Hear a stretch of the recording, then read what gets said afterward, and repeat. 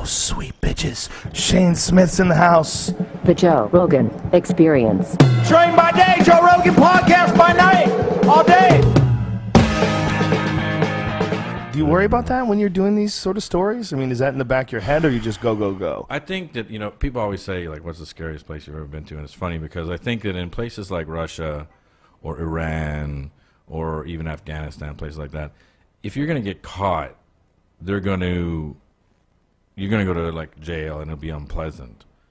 But somebody's going to make some deal to get you out. Somebody's going to sort of, do a trade or put pressure on or do whatever to get you out.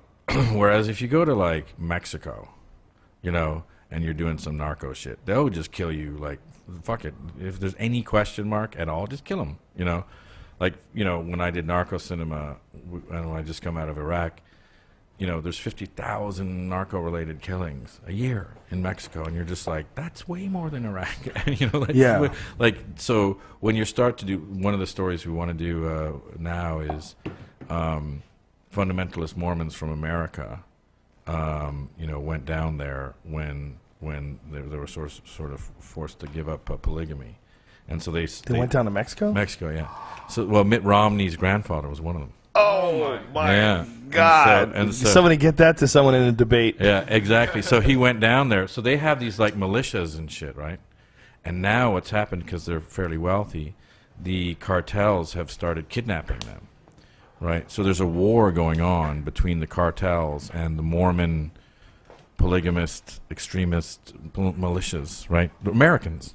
Holy shit! Yeah. So they have like American colonies of Mormons down there. Correct. How many people?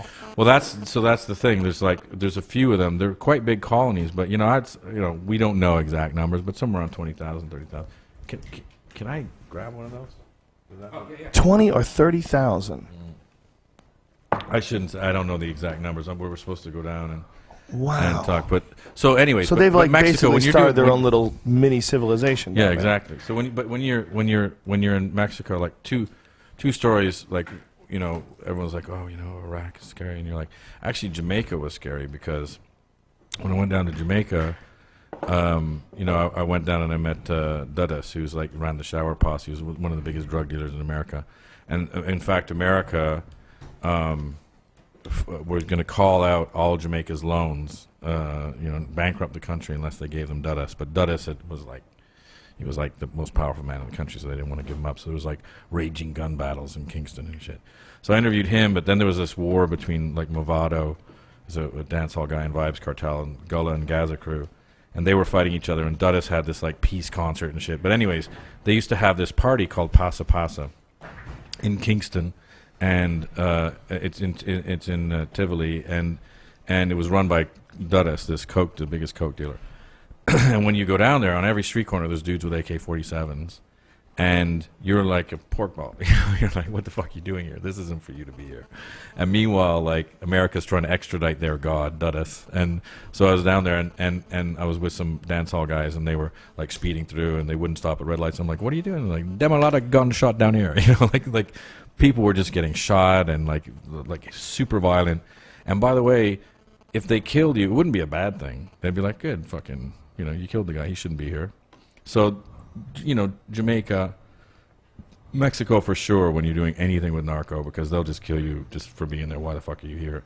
And then the favelas in Brazil, because it's the same thing. They're just like, why the fuck are you here? There's no reason for you to be here, Yeah, that's amazing, man. Now, when you go and you do these Mexico trips, do you have like someone who guides you and keeps you safe? Like, how do you? Because we had Anthony Bourdain on, and he said one of the things you got to get a local guy. Yeah. When you go to these crazy spots, you get a local guy who's like a handler, and that guy takes care of everything in your town. You pay him. Yeah. Do you guys do that? Yeah. Yeah. Yeah, you definitely have to have local guys. I don't believe in security, or definitely not like,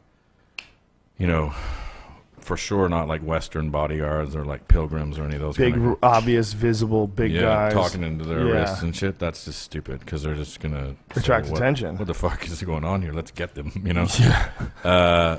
But definitely you need local fixers. In Mexico, we have 34 offices around the world, so we have our own guys, local guys, pretty much everywhere.